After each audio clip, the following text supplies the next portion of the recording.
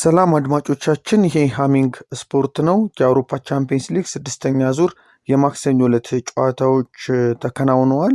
ሊቨርፑል ኢንተር ሚላንን ሲያሸንፍ፣ ቼልሲ ደግሞ በአትላንታ ተሸንፏል።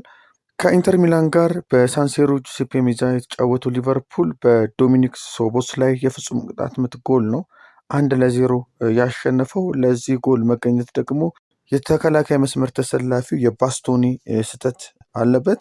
ያለ መሐመድ ሳላ ጨዋታውን ያደረገው የመርሲሳይዱ ክለብ በቻምፒዮንስ ሊግ አራተኛ ድሉን ነው ያስመዘገበው። ቼልሲ በአትላንታ 2-1 ተሸንፏል። ቤርጋሞ ላይ በተደረገው ጨዋታ ስካማካ እና ዲኬትለር የአትላንታ ግቦችን አስቆጥረዋል።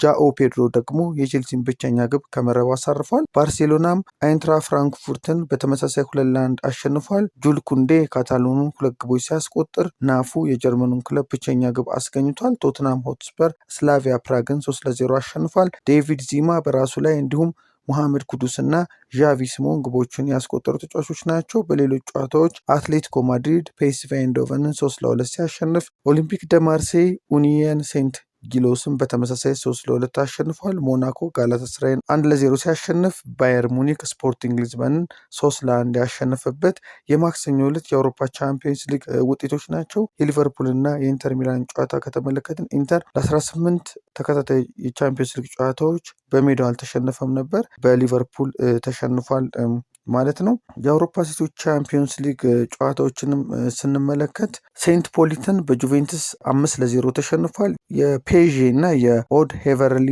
ሊቨን ጨዋታ ደግሞ 0-0 በሆነ ውጤት ተጠናቋል። የወቅቱ የአውሮፓ ሴቶች ቻምፒዮን አርሰናል በቤት ሚያድ ጎል 1-0 ሲያሸንፍ፣ ሪያል ማድሪድ ወልፍስበርግን 2-0 አሸንፏል። ሜንዴዝ እና ካይሲዶ ናቸው ጎሎቹን ለሪያል ማድሪድ ያስቆጠሩት። በስታዲዮ አልፌርዶ ዴ ስቴፋኖ በተደረገው ጨዋታ የሪያል ማድሪድ ሴቶች ቡድን የጀርመኑን ጠንካራ ክለብ ወልፍስበርግን አሸንፏል ማለት ነው። ረቡዕ ዕለት የሚደረጉ ቀጣይ ጨዋታዎችን ስንመለከት ቫሌሬንጋ ከፓሪስ ፉትቦል ክለብ ጋር ሲጫወት፣ የባርሴሎና ሴቶች ቡድን ከቤኔፊካ ጋር ጨዋታውን ያደርጋል። እንደዚሁ ማንቸስተር ዩናይትድ ከኦሊምፒክ ሊዮኔስ ሲጫወት፣ አትሌቲኮ ማድሪድ ከባየር ሙኒክ እንደዚሁም ቼልሲ ከሮማ የሚያደርጉት ጨዋታ ይጠበቃል። የእነዚህን ውጤቶች ደግሞ በሃሚንግ ስፖርት ተከታትለን ወደ እናንተ የምናደርስ ይሆናል። አፍሪካ ዋንጫን ወደ ተመለከተ መረጃ ስናልፍ አስተናጋጇ ሞሮኮን እናገኛለን። በተከታታይ 18 ጨዋታዎችን በማሸነፍ የዓለም ክብረ ወሰንን የያዘችው ሞሮኮ የአፍሪካ ዋንጫ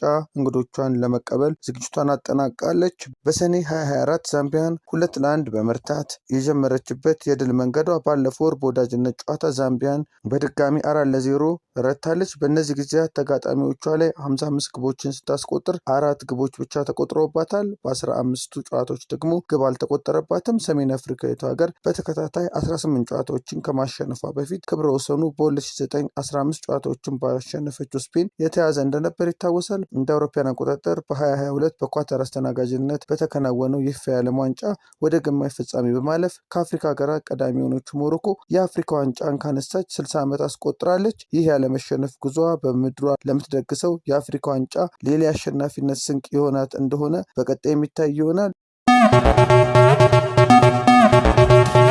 ሃሚንግ ስፖርት በሀገራዊና ዓለም አቀፍ ስፖርታዊ ጉዳዮች ላይ የሚያተኩር ዝግጅት።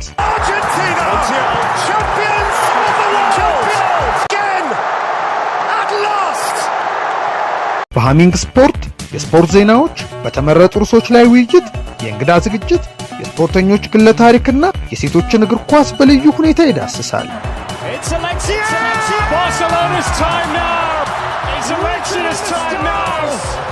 ሃሚንግ ስፖርት ስፖርትን ቀዳሚ ዘይቤ በማድረግ ስኬትን በተግባር እናረጋግጥ።